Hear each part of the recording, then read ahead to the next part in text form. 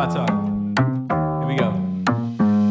How he said he living life as a gringo, where you question where you fit in every time you mingle. They say you do this with not enough that. My rapping is really bad. This life as a gringo.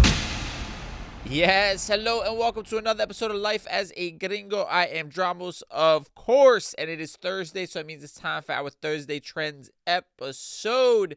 And I'm flying solo on today's show. We've had a bunch of guests, I think, the last few weeks. Maybe not on Thursday Trends, but I know I've been doing very guest-heavy this season thus far. So, flying solo, talking about a couple of different things that caught my eye this last week. We will touch on, I feel like this is like a broken record at this point, but Arizona has a new ban on abortions, upholding an ancient law. So we will talk all about that. We will also get into on the positive, I guess a positive side of things here. Obviously it is positive. It's not, I guess, positive. Biden announcing a new student loan forgiveness plan. So we'll talk about that. I also wanted to touch on something that I made a video about on my Instagram, and it's this J. Cole, Kendrick Lamar battle. Now, if you are not a fan of either or not a hip-hop head, don't worry. This isn't like me deep diving into it from a music perspective. I just think it's a really interesting conversation about somebody protecting their peace, and I wanted to dive into that. And on the positive side of things, man, we will celebrate women out here getting the credit they deserve in the sports world. We'll do that in our Mi Gente segment. But first, man, let's just dive into some of the heavier topics, the nonsense, the BS, in a segment we call For the People in the Back. Say it louder for the people in the back.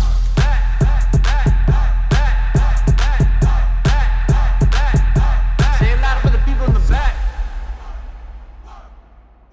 All right, so I feel like, again, it's Groundhog Day. History continues to repeat itself in this weird world that we are living in today's day and age. But on Tuesday, the Arizona Supreme Court reinstated a law from 1864 that would ban nearly all abortions in the state.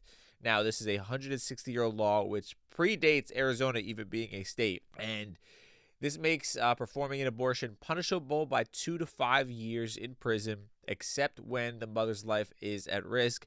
It does not allow exceptions for cases of rape or incest. The extremists be extreming, right? That's really what it comes down to at the end of the day. And even though the majority of Americans believe in the right to choose, I think even in Arizona, the number was like 6 out of 10 people polled believed in a woman's right to choose. We still have the extremists doing their bidding based upon their own religious views at the end of the day, right? And this leads to a whole nother conversation about religion and religious extremism. And for the record, I'm not like an atheist. I believe in God. I go to church every once in a while. You know, I believe in all this stuff, but I also believe in not pushing our own beliefs onto other people and affecting their way of life to basically have to adhere to what we personally believe. And I think this is a lot of what's happening here is you're seeing this religious extremism on the right, this evangelical extremism, and really it's like white evangelical extremism, and they're trying to push their own thoughts and belief systems onto all of us. And it's ironic because they're also the same crowd that claims we're trying to make everybody be gay by selling Pride merchandise in Target during Pride Month. That's literally, these are people we're talking to. That by having Pride merchandise and having a Pride Month, we're trying to push a gay agenda and force them to adhere to it. Meanwhile, they're literally creating laws and supporting politicians who want to create said laws that would not allow a woman to choose what she wants to do with her body. And it's the hypocrisy of it all that continues to happen. And listen, to be fair, there's hypocrisy on both sides. I think there's extremism on both sides. But I really don't see how you can make those types of arguments and not get the hypocrisy that exists within it. You're saying this is America. We're free to do whatever we want, say what we want, freedom of speech, freedom here, freedom there, right? We also want you to adhere to what a particular group of people believes in. You don't have the freedom to dictate what you do with your body, right? Or they want to put, more religion in the schools or make America a Christian country. And therefore, yeah, it's freedom. America's all about freedom, except when it comes to anything we don't agree with, right? And this is what makes it so difficult to even have these conversations with people who have opposing views, is because they don't even see their own hypocrisy. And when faced with it, they try to figure out a way to argue out of it rather than acknowledge it. You can't have it both ways. You can't say this is the freest country in the world and this is America. We can do what we want, what we feel. And then you're trying to impose your own belief systems on the masses. That's literally what they do in other countries that we look down upon that aren't free, right? You have no choice but to adhere to what the status quo dictates is the right way to live. Yet that's exactly what they're doing with these abortion bans or banning books or, everything else that's going on. And it's just, I don't know. I'm like the typical man in this scenario. Like, when like anybody's in a relationship, and like for me, dating a woman and she's venting about like her day, I would go into the stereotypical male thing of like trying to fix it, right? And be completely unaware of the fact that like she just needs to vent, right? And just wants a place to vent. She's not necessarily looking for me to fix it, right? And I go into that when I talk about politics and things like this, where I'm like, I feel like if I'm bringing you a story here on the podcast or we're having a discussion, I want to have like a happy ending where I fix the problem. And with this, it's like there obviously never is. We're just kind of like talking about what's going on to make ourselves aware of it and to have the conversation. But like, there's no happy ending here. There's no conclusion to it. I wish there was. That's how I operate. I'm like looking for like, where's the silver lining here? And I guess, there is a little bit here. I mean, so to finish out this story here, the court has put the law on hold for 14 days and sent the case back down to lower courts to hear additional arguments about the constitutionality. On top of that, there is a 45-day period before enforcement. So this reinstatement of a law from 1864 is not going into effect right away. Now, in the majority opinion, the judges from the Arizona Supreme Court stated that, quote, policy matters of this gravity must be ultimately resolved by our citizens through the legislative or the initiative process. So, as it says here on BBC.com, this puts the ball in the court of state legislators who could cancel the ban. It also opens up the possibility for voters to decide on the issue in November should abortion rights groups in Arizona succeed in putting the question on the ballot. So, there's hope here, right, in this story. It's not like this is all said and done and now everybody has to live by that.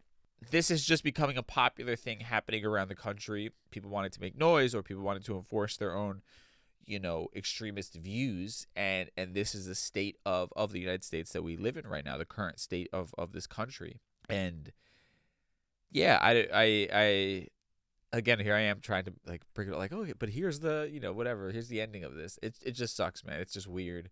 And again, it's the hypocrisy because you're actually trying to put laws in place here to force people to live by your thoughts on lifestyle, essentially, right? What you think is right. And I think this is, again, the hypocrisy. This is the irony of the arguments where they make it seem like when we're asking for things like more inclusion and diversity, we're forcing our lifestyle onto them. And that's just a completely different case. Us having more diversity and inclusion in the workplace or in media or any of these things doesn't actually affect your quality of life in a real way. You can change the channel if you don't like what you see on TV. You can find another job if you want to. When it comes to these sort of abortion bans, the woman has no choice. Her life is changed forever by this, right? There's no out for her. She can't, especially if she doesn't have means, they can't just get up and go to another state where it's allowed, right? Because those are the people who are going to be affected the most, those who can't afford to have the means to go somewhere where this is allowed, where they can make a choice on their body. It's obviously incredibly frustrating that we keep having to have these conversations, but here we are, baby, America. On a more positive note here, we have President Biden announcing a new student loan forgiveness plan. Now, he has revised his original plan, and it targets specific borrowers, including those who are eligible for debt cancellation under an existing government program but haven't yet applied, have been in repayment for 20 years or longer on their undergraduate loans or over 25 years on their graduate loans, attended schools of questionable value, are experiencing financial hardship. So if you meet that criteria, you could have your student loan forgiven here under President Biden. He also discussed his plan to cancel, quote, runaway interest for millions of borrowers. Consumer advocates have long criticized the fact that interest rates on federal student loans may exceed 8%, which can make it tough for borrowers who fall behind or are on certain payment plans to reduce their balances. Some end up owing more than they originally borrowed, even after years of repayment. The Biden administration estimates that if its new plan is enacted as proposed, borrowers will get up to $20,000 of unpaid interest on their federal student debt forgiven, regardless of their income. Certain low and middle income borrowers could have the entire amount of interest that has accrued on their debt since they entered a repayment canceled. Now, this is Biden's Plan B, essentially, his Plan B student loan forgiveness. They're saying it's narrower than his initial effort. Tens of millions of borrowers may still see their balances erased or lowered if programs survive the legal challenges this time around, though. So even though it's narrower than the initial idea that he had, you still could see tens of thousands of dollars erased or lowered, and the administration is confident, believing that it is protected under this updated plan, that it will survive legal challenges this time around for several reasons. Okay, positive stuff, right? Now, obviously, we're still waiting for this to go into effect, still a process, but in an election year, Biden's out here slinging some plans that would help out the everyday person. And I've heard so many arguments on either side. I've had this discussion with people in my own family who are right-leaning, and they're under this idea that if we make it too easy for people, no one's going to want to work hard. That's like the notion, I think the general consensus oftentimes for a lot of people on the right. So if we do things like forgive student loan debt, we're teaching people that they don't have to work hard, right? And it's also sort of spitting in the face of those who did pay off their student loan debt. And this is, again, the hypocrisy of this wing of people, of this group of people, because wanting others to suffer just because you may have doesn't sound very Christian to me. Like, I was going to go into some biblical examples here. I'm trying to be respectful, but at the end of the day, I don't think God would say to us, hey, you suffered a lot in this life, therefore you should just try to make it harder for others as well. Make others have to suffer as much as you did. Make it as difficult for them as it was for you. It's counterproductive to everything that's like morally what we work for as human beings, beyond even religion. I mean, when you think about parents, what's the goal of a parent? I want my kid to have a better life than I did, right? I want them to have an easier time at this thing called life than I did. And we do that because we have a love for these people. Shouldn't we have a love for mankind, for humankind, as a result of that as well? Like in the same context of that? That sounds Christian to me. Love thy brother, right? Or Bible stories of Jesus hanging with the people who are the most down and out in society, right? The ones who society had casted aside, he spent time with and shared time with, he didn't judge them, right? Because they deserved to have a better life as well. So this is the hypocrisy of the arguments against this stuff. And again, even just like, let's talk about like numbers and what's right. Look, these loans are predatory by nature, right? The fact that you have what they call runaway interest, the fact that people end up paying more than they borrowed, that they are continuing to get buried under more and more debt because of the predatory interest that happens, right? Like, this system is fucked. This system was designed to take advantage of the everyday person.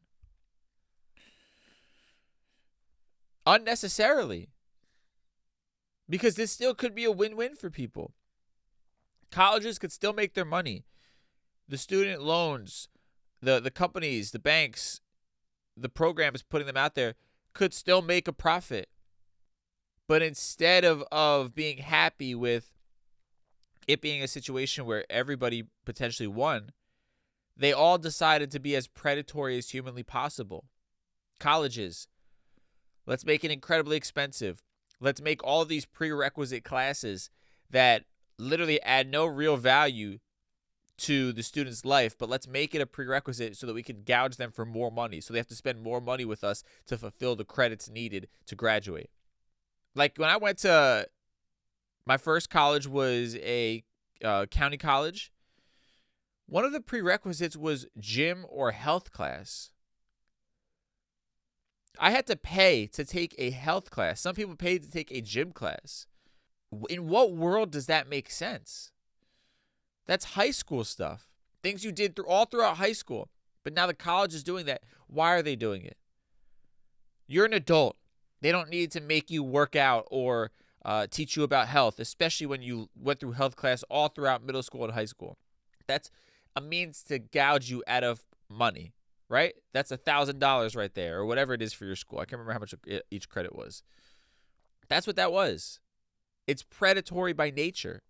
The student loan companies gouging the shit out of you, predatory rates, all these different things. It's predatory. And now we're trying to repair that. And yeah, maybe you paid off your loans and maybe you feel a type of way about it. But why would you want everybody else to suffer just because you did? Like, if that's really the case, and I'm sorry if anybody falls under this, but really look yourself in the mirror and ask yourself, is this the type of person that I want to be? Do I want to be the type of person that weaponizes my own suffering and wants everybody else to feel as miserable as I did in this particular situation? Because that's not what I want. Listen, my path to getting here, to having you listen to me today, has been tumultuous. I can't begin to explain to you the ups and downs that has led up to me broadcasting this podcast to you today. I've had to earn every second of every word, every conversation that I have here on this show. And just because my path was so incredibly difficult doesn't mean that I want everybody else's to be the same way. That's why I want to give you as much information as I can. I want to educate people, I want to coach people, I want to help people, I want to pass it down. When I have the opportunity, I do my best to put other people in positions to win, younger than I ever did. I take pride in that. I take pride in the fact that my original photographer, videographer, and graphic designer, I was able to get him a full-time gig doing something that he enjoys doing. He got to quit his engineering job basically within a year of having it, right? Within a year of graduating college. Now this kid gets to live out his 20s doing the work that he loves to do as a full-time job. I couldn't say that at his age. I couldn't say that for probably almost 10 years after the fact, roughly, depending on what we're calling, my creative job that I loved. But that doesn't mean that I want to hang that over his head. Hell no. I want him to be able to get to the good parts as quickly as possible, cut out the bullshit that I had to go through. But that's what it means to care about other people, not just care about yourself. And that's too much of the culture that we live in this country. We're very selfish individuals by nature in this country. I feel like it's a cultural thing. And I think human beings, to a degree, always have that in them.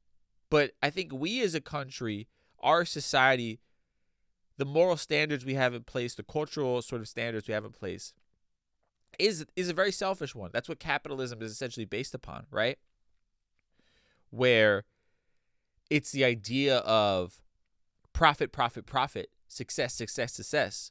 And you're, regardless of the fucking fires that you're leaving behind you as you create this profit or as you achieve this success, right? We celebrate people on Forbes lists and these billionaire lists and all these things. We make them out to be heroes, regardless of the fact that they are creating their products on the backs of child slave labor, right? Or predatory wages, or the fact that in their company, the CEO is making tens of millions of dollars, if not more, while the average employee is struggling just to get by.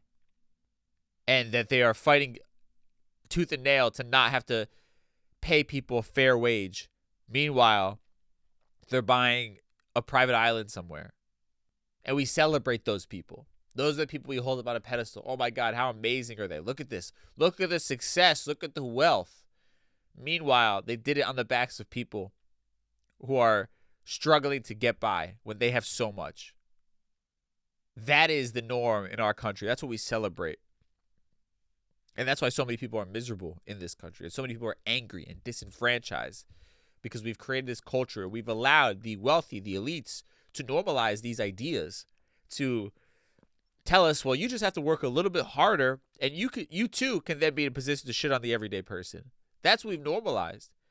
They've fed us the Kool-Aid and we've drank it up. But it doesn't have to be this way. We could demand better.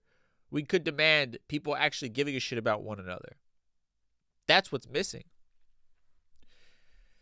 So, yeah, I just want a whole tangent here. But Biden's student loan forgiveness plan, it's a step in the right direction. And anybody who doesn't understand that, you can play them the rant that I just went on. And I want to touch on this J. Cole versus Kendrick Lamar rap beef. Again, if you are not a hip-hop head, it's okay. This is more than just about the music. I think it's an interesting conversation to be had. But we'll just do the backstory, quick context backstory here, right? You have J. Cole, you have Kendrick Lamar, and Drake are essentially at the midst of this drama.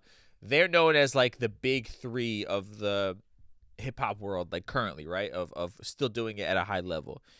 And there's always this discussion of who's the greatest, who's the best, and they've all sort of taken shots or claimed that title of the best. And then randomly, Kendrick Lamar drops a verse on Future and Metro Boomin's album and goes at Drake and J. Cole, essentially, right? Claiming himself as the greatest and all these different things, right? The internet obviously is going crazy. More than anything, people are really interested in hearing J. Cole's response because he's known as, like, you know, a real MC, a guy who really can get things done on the microphone, if you will. And he then drops this surprise project last week. And the last song on the album is his diss track, his response to Kendrick Lamar.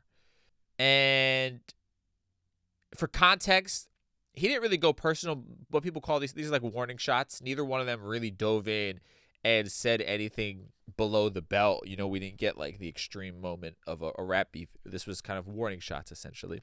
And with that, J. Cole, you know, kind of like diminished some of Kendrick Lamar's albums as not being as good as people hyped them up to be and blah, blah, blah, right? He put out his response. Then over the weekend, you had the Dreamville Festival, which is J. Cole's music festival. On stage, he actually speaks to the crowd and talks about how he doesn't feel right about dropping that diss.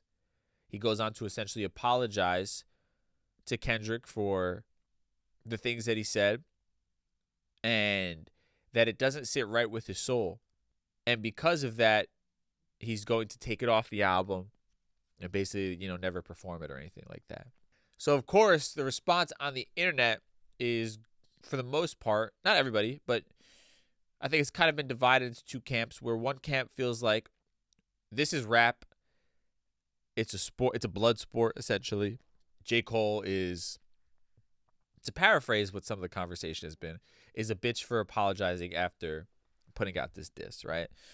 And then the other side of it, where I fall in this camp, is this is just a man accepting that he had a moment where he stooped lower than he would have wanted to, or became somebody that he didn't want to be, was triggered, responded, and now says to himself, I think I'm good. I think I am better than going down this whole rabbit hole of participating in a rap beef.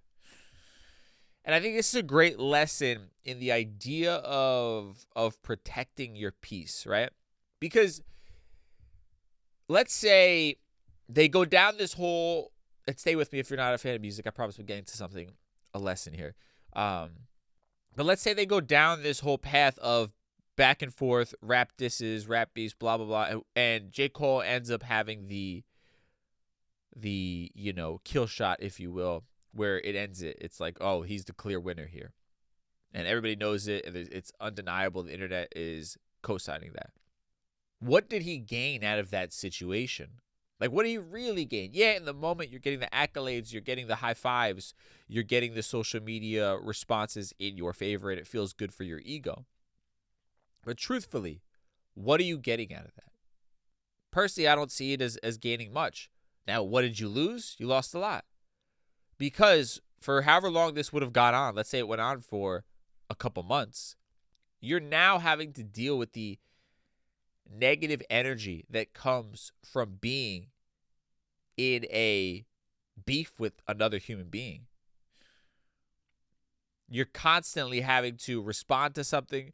You're constantly living in this place of anger. You're having to hear what they say about you, right? They're going to say something hurtful to you. You're then going to have to go dig up something negative about them.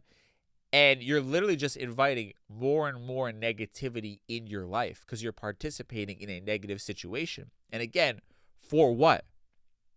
So that social media speaks highly of you? So that the internet crowns you as the best, even though in your heart you already feel like you are? Like, there's no winning here. And I use the example in the video I put out. It's like arguing with a troll on social media. I stopped doing it. And every once in a while, I get roped up into it. Somebody says something and I get triggered and I respond. And then I'm immediately reminded of why I never respond to negative comments. Because it never ends. And these are people that don't know you. So they're literally taking shots at you, saying things, doing their best to trigger you. You're then triggered and feel the need to respond. And you're wasting all of this time and energy on somebody who literally doesn't know you, has no real value, has no, weight on your life in a real way, but you're giving them your precious time and energy. You're stressing over it. You're trying to find a response. You're getting angry. You're then fucking up your day right there to respond. Now this becomes the focus of your day. And as I said in the video, even if you end up getting the last word, you still lost because you wasted all this time for no reason responding to somebody that really doesn't matter at the end of the day. And I think this is a lesson of like how we have to kind of look at our lives and really ask ourselves, is the juice worth the squeeze in every situation? Because we only have so much energy in a day, right? We only have so much time. And how many people have like started their day on a bad note, right? It's like, oh, I overslept. And then that sets your day into fucking chaos. I overslept. Now I'm rushing. I spilled coffee on myself. I've got to get changed. I'm even more late. Now I locked myself out of the fucking house because I was rushing and I forgot the keys. Now I have to go find the spare key. More chaos, right? And it's like, for whatever reason, when one thing happens, it feels like everything just fucking comes crumbling down, right? And it's because your energy has immediately been shifted into this place of like stress and frustration, maybe anger, sadness, whatever it is. So now everything that happens that normally would happen throughout the day, right, that might not be that big of a deal, it's magnified 10 times because you're living in this place of like this heightened state. You know what I mean? And that is, I think, what people are missing out in this situation and just life in general. When you allow yourself to invite negativity into your life, it's going to weigh you down. It's going to put you into this heightened state of like anxious awareness, where you're going to notice every negative thing that happens. You're going to be even more stressed than you would have been by a particular situation. And that's why I give credit to somebody like J. Cole, because he is, admitting, I put myself in a situation where I reacted and became the type of person I don't want to be. But then B is saying, I'm the bigger man here, or I'm going to be a bigger man in this situation, be a more evolved person in this situation, and publicly take myself out of this, knowing the ridicule is coming, because I'm publicly doing this and people are going to have backlash in this world.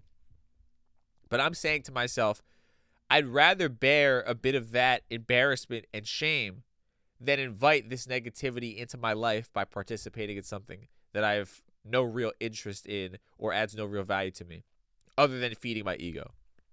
That's big, right? To do it on that stage, on that level of putting your ego aside and saying, you know what?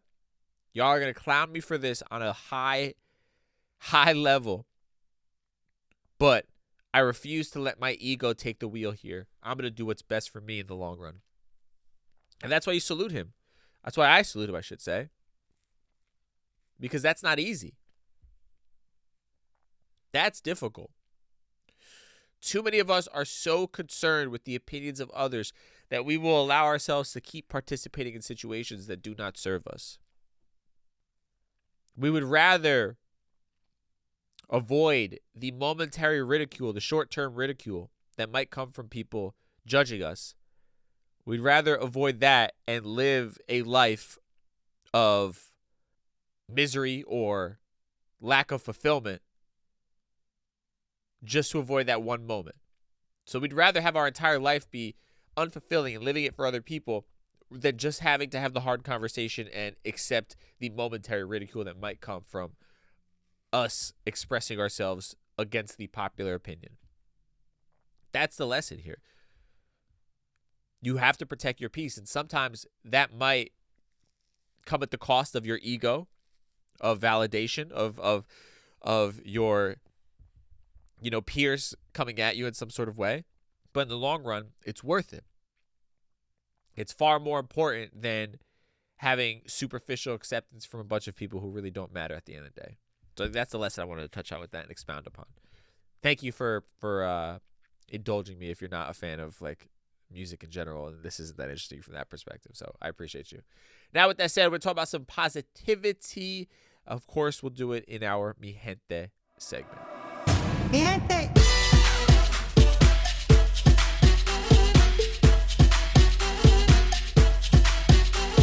Okay, so this really doesn't have anything to do with our community, but I just thought it was really incredible to see in general.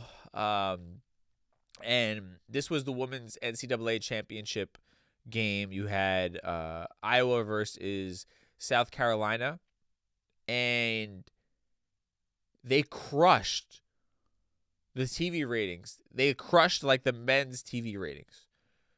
Like the final game between South Carolina's Gamecocks and the University of Iowa's Hawkeyes averaged about 18.7 million viewers and peaked at 24 million combined on ESPN and ABC, making it the first time in history that a women's final has drawn a larger TV audience than the men's, and this is according to ESPN. And there were also some other stats out there about how this actually had better ratings than many NBA games.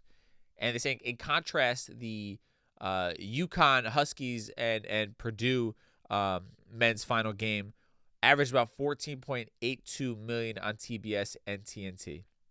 The women's final, for the first time, crushed the men's NCAA Final Four competition here. And this was, much in part to someone like Caitlin Clark, who plays for Iowa. Unfortunately, Iowa lost, but she's gotten a lot of attention for her play and has been drawing audiences to come see her play in person, celebrities, as well as a lot of these record numbers that we are seeing. And it's just, I don't know, it's a cool moment to kind of see at the end of the day. I think a lot of groundwork has been laid out for these athletes and the female basketball players who have come before them, really fighting to get the attention that their male counterparts get. And obviously there's still a long way to go when it comes to the WNBA and things like that. But I think this is progress at the end of the day, right? This is all that many of us are fighting for and working for. And I think, yes, at the end of the day, it's just a game. It's just basketball. But as I always say, these are the kinds of things that begin to trickle down into every aspect of our society. When you have things in media and entertainment sort of progressing, that's where society gets a lot of its cues from. A lot of its social cues come from what we see on television or in movies or in sports. That's where trends come from and things like that. And that's why moments like this are so incredibly powerful, because they transcend the norms and give us a different point of view to look at, and a group of people who have been marginalized now are gaining the attention that they so rightfully deserve, and that's women athletes and women basketball players specifically here. So I think it's just a beautiful thing to see that I wanted to kind of celebrate and touch on. Also, if I can, I know I'm getting to very niche topics to a degree with the not niche, but this isn't like a hip hop podcast. My other podcast, The Street Stoic, is. But also wrestling, like WWE, and bear with me here, because I haven't watched wrestling or WWE in years. I probably said I was a teenager was the last time I would actively watch it. I haven't really cared much about it. But TikTok has kind of from afar, I've been paying attention. And I'm really inspired by one of the stories. And I'm going to quickly touch on this. I just think it's incredibly inspiring. So WrestleMania happened over the weekend. You had Cody Rhodes, who is the son of the legendary wrestler Dusty Rhodes. He has been kind of in and out of WWE. And again, I have a loose understanding of this. It's just basically what TikTok has told me. But basically, Cody had been fighting to become one of the top dogs in WWE for a long time. Never really quite did it. He ended up leaving. He started his own rival company called AEW, which ended up blowing up. It's now the biggest competitor to WWE, if I'm not mistaken. He starts his company, then leaves that company that he started that became big to return to WWE. And his whole thing has been to finish his story, right? His dream has always been to be the WWE champion. And he felt like nobody was giving him an opportunity. Nobody saw the star that he saw within himself. That's why he left, started his own thing. It blew up. And he came back to now compete at the highest level and to finish his story, finish his dream, his goal, right? And all these obstacles kept happening throughout the time. He fought last WrestleMania, ends up losing, right, the fight, so he doesn't get to win the title there. This year, he's going to get the opportunity again. All of a sudden, The Rock comes back and messes that up, it seems like. But finally, we end up getting the title fight, and Cody ends up winning the belt. And let me tell you this. I, again, am so not invested in this. I know it's fake. But when I saw this man win that belt, I shed some tears. There wasn't a dry eye in the damn house. And it's because it's the underdog story at the end of the day. And I resonate with this so fucking much, man. And I'm sure many people listening to this podcast resonate with that. And here is the moral of that I want to take away for anybody. If you're not a wrestling fan, I think we could apply this to our life. This is what I saw it as and why it was so inspiring to me. Even though it's scripted, right? Sometimes people are not going to see the greatness that we have inside of us. For some of us, and I'm speaking to my younger self right now as well, for whatever reason, our greatness isn't as obvious to others as it is to ourselves, right?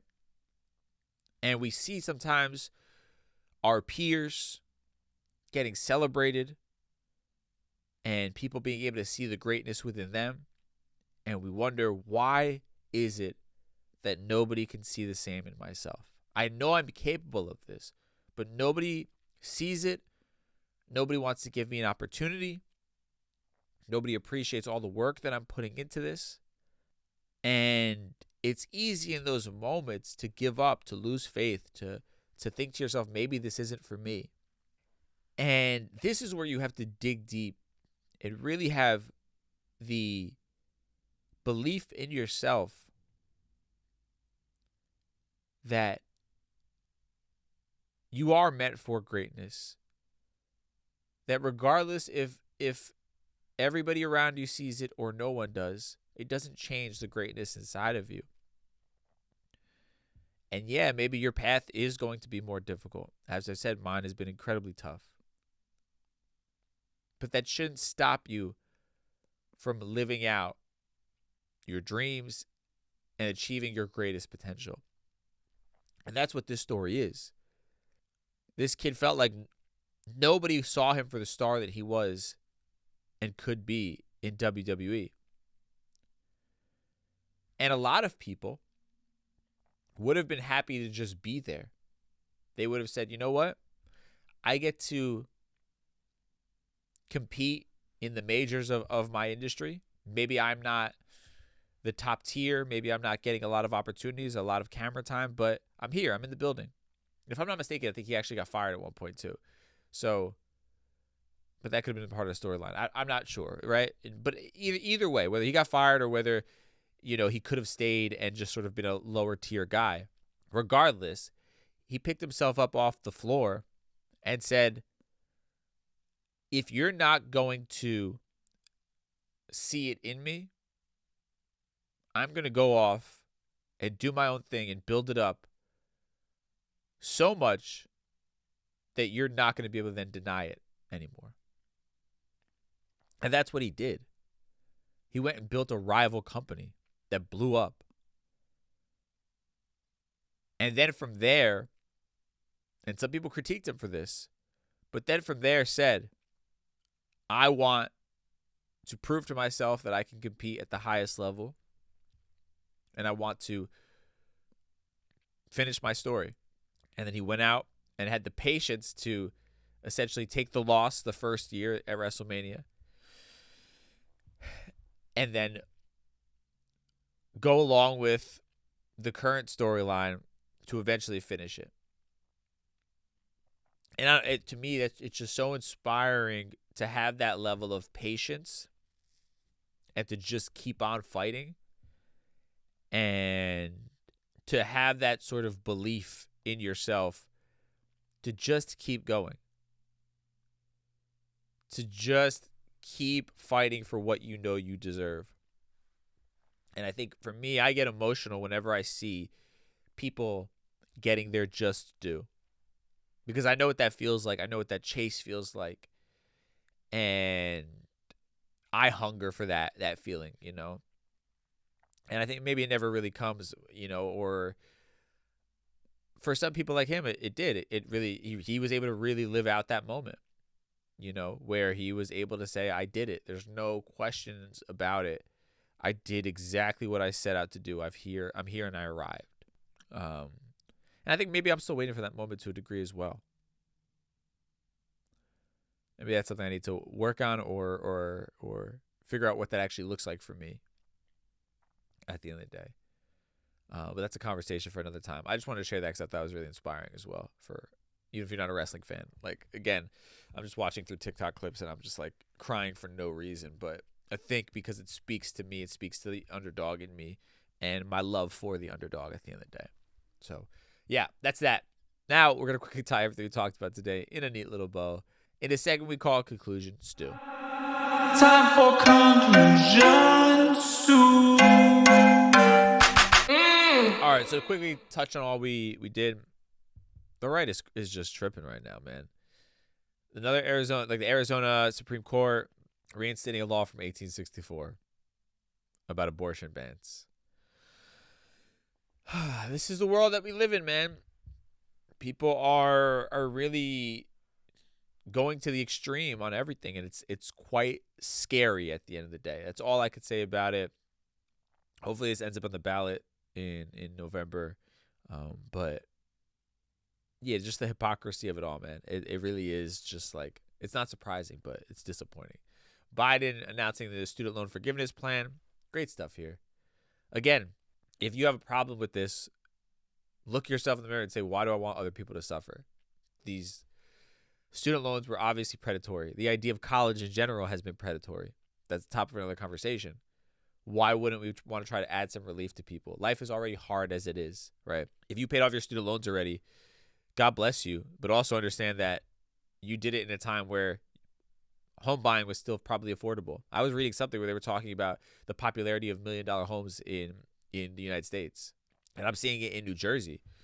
Like, areas that I grew up around that aren't the best areas, houses going for like $600,000. And then the areas that are like nicer, and when I say nicer, I don't mean like you're going and living in a mansion in a gated community. $1 million homes. Nice homes, but to me, not worth $1 million based on where they're located. But that's the life, the life that we're living in right now in this country, the reality of it. So now the cost of living is far higher. Pay hasn't really caught up to that. People need relief.